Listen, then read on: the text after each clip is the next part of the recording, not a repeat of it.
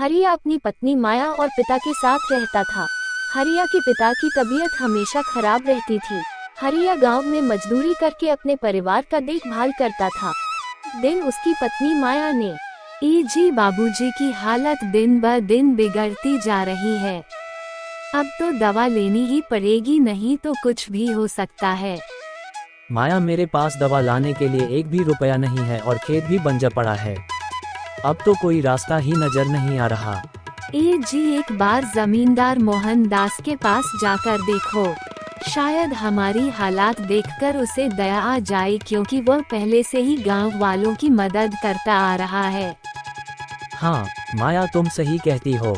अब बस यही एक रास्ता बचा है। मैं अभी जाता हूँ। हरिया अपने पिताजी के पास जाता है और हाथ जोड़कर, पिताजी आप चिंता मत करो, मैं आपके लिए दवा लेकर आऊँगा, चाहे कुछ भी हो जाए। इसके बाद हरिया जमींदार मोहन दास के घर की ओर चल देता है। चलते चलते हरिया जमींदार के घर के पास पहुंचता है। वहां खड़ा जमींदार का नौकर उसे ऊपर से नीचे तक देखता है। अरे रे, तेरे जैसा फटेहाल आदमी जमींदार जी के घर पास आना क्या काम है? क्यों आया है यहाँ? सुनो, मुझे जमींदार जी से मिलना है, बहुत जरूरी काम है। ठीक है, यही रुक जा, अभी पूछता हूँ। थोड़ी देर में जमींदार मोहन दास आता है। क्या बात है हरिया, फिर कोई उधारी की बात लेकर आया है क्या? जमींदार जी, मेरी पिताजी बीमार है, उनकी हालत बहुत खराब है, दवा के लिए थोड़े पैसे चाहिए थे। हाँ, क्यों नहीं, तुम लोगों के लिए तो मैंने ये सब बनाया है और तुम लोग बस हाथ फैलाते रहते हो। मैं परेशान हो गया हूँ तुम जैसे गरीबों से। जमींदार जी, मैं झूठ नहीं बोल रहा हूँ, मैं अपनी मरी हुई माँ की कसम खाकर कहता हूँ, मैं झूठ नहीं बोल रहा हूँ। यह मेरे पिताजी के जान का सवाल है। कसम वसम छोड़, तेरे जैसे निकम्मों को 1 रुपए भी नहीं दूंगा। जा यहाँ से, और हाँ, मेरे दरवाजे पर दोबारा मत दिखना। जमींदार गुस्से में अंदर चला जाता है। अब खड़े खड़े मुंह क्या देख रहा है, चल निकल। तेरे जैसे भिखारियों से तो जमींदार जी के घर की हवा भी गंदी हो गई। मुझे पिताजी की जान बचाने के लिए अब खुद ही कुछ करना पड़ेगा। अब किसी के आगे हाथ फैलाने से कोई फायदा नहीं है।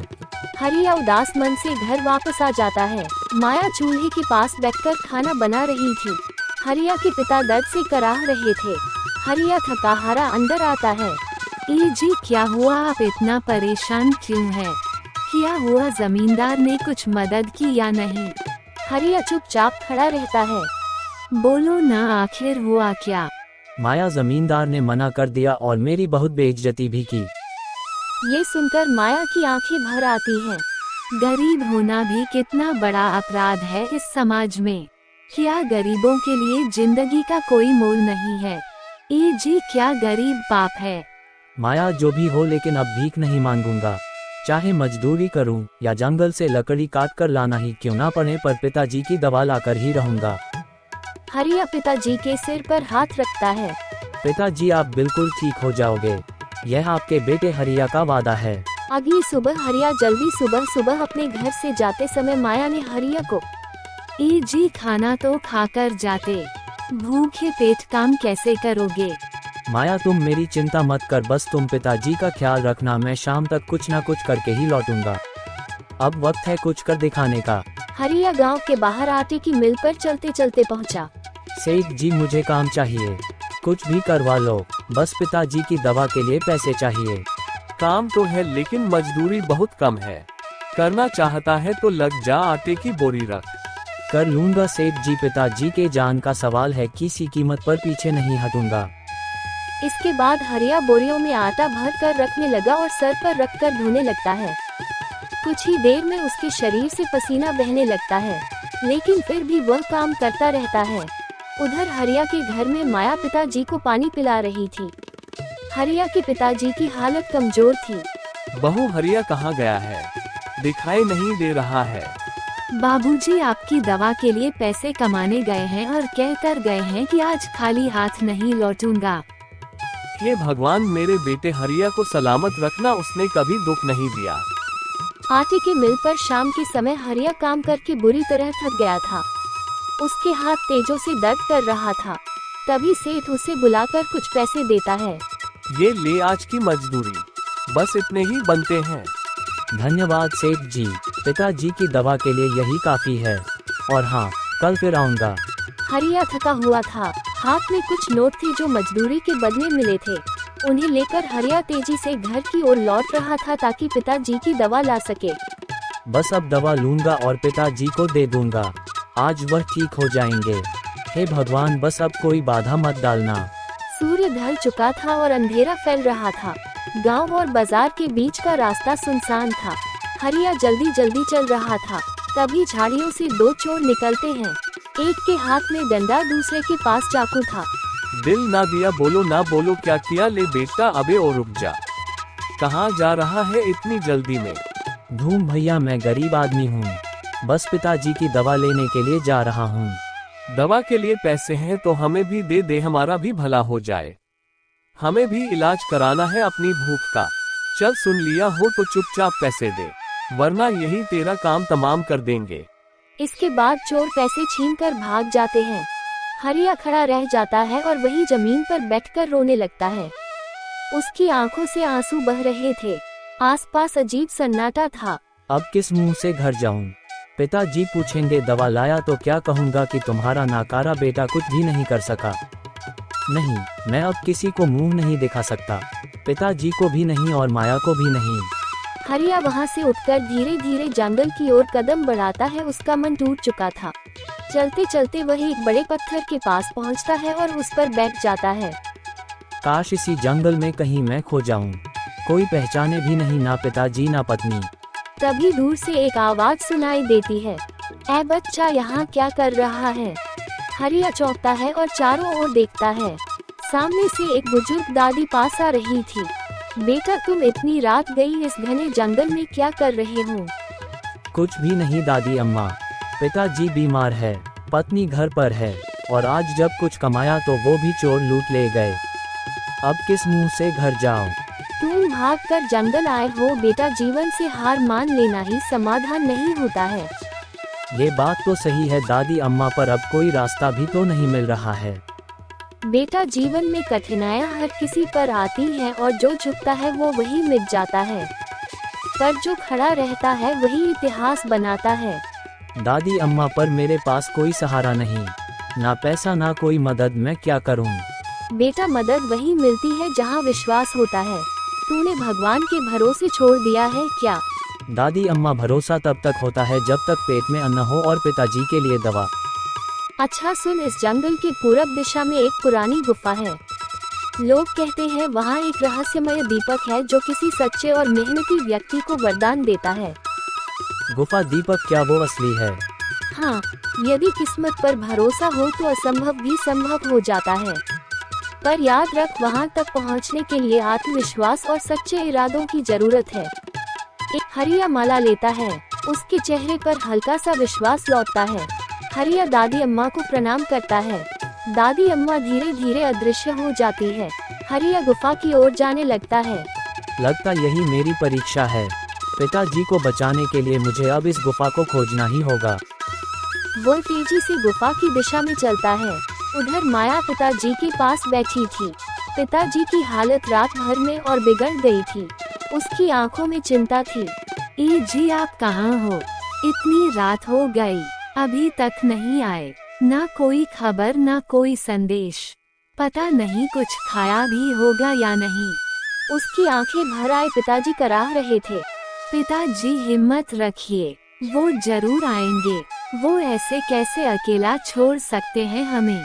हे भगवान, मेरे पति जहाँ भी हो सही सलामत हो।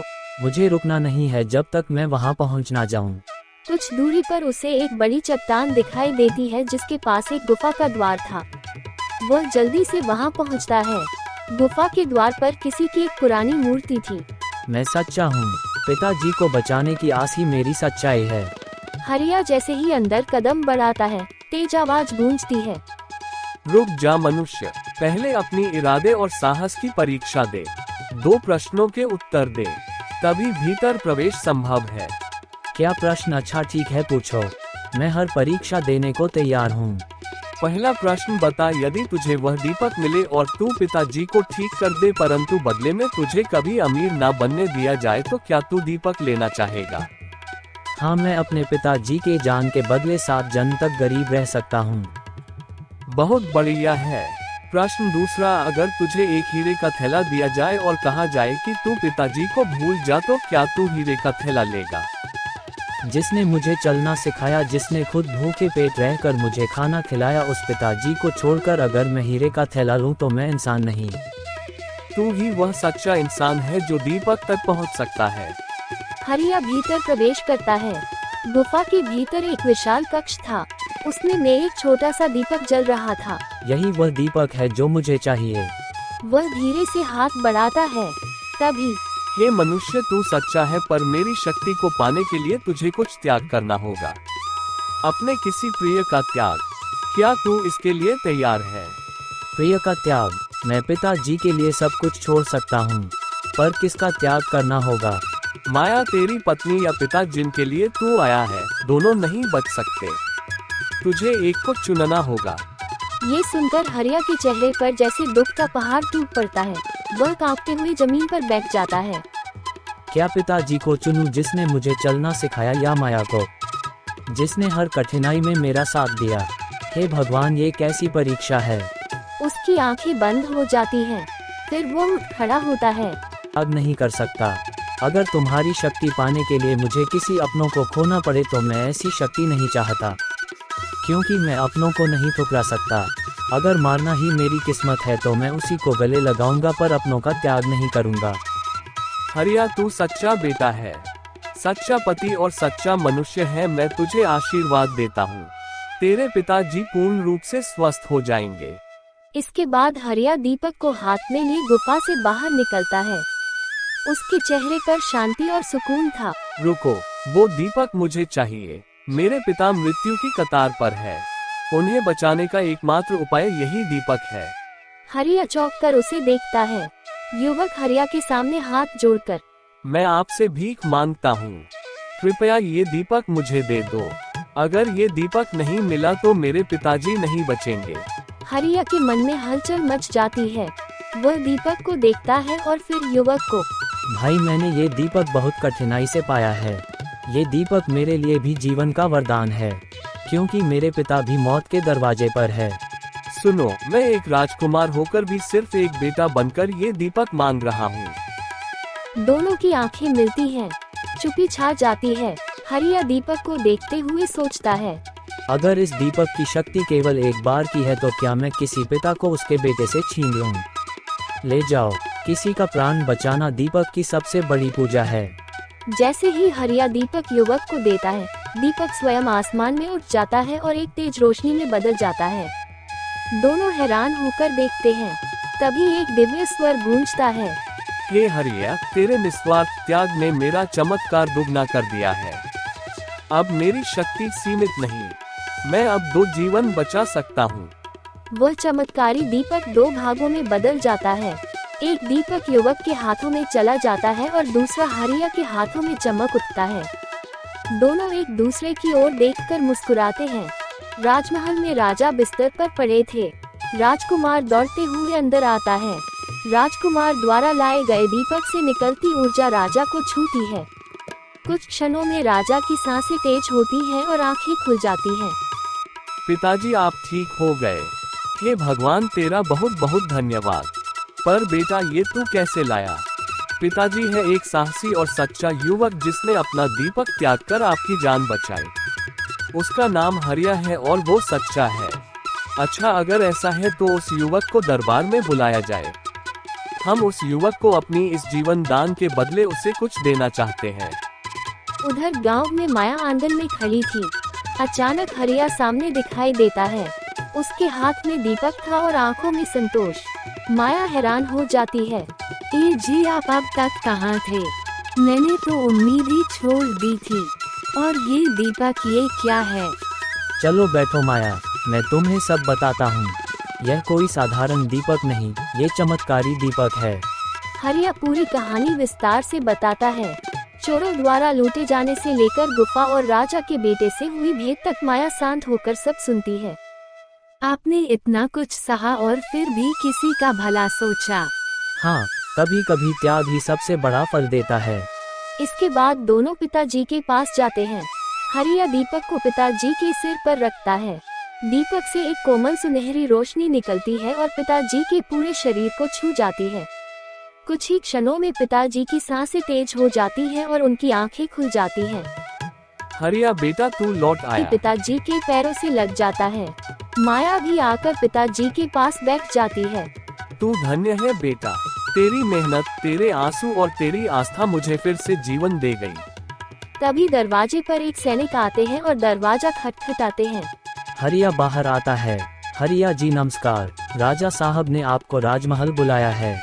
उनका स्वास्थ्य अब पूरा ठीक है और वे अपने प्राणदाता को बड़े पुरस्कार से सम्मानित करना चाहते हैं। माया और पिताजी दरवाजे पर खड़े सुन रहे थे। हरिया पीछे मुड़कर उन्हें देखता है।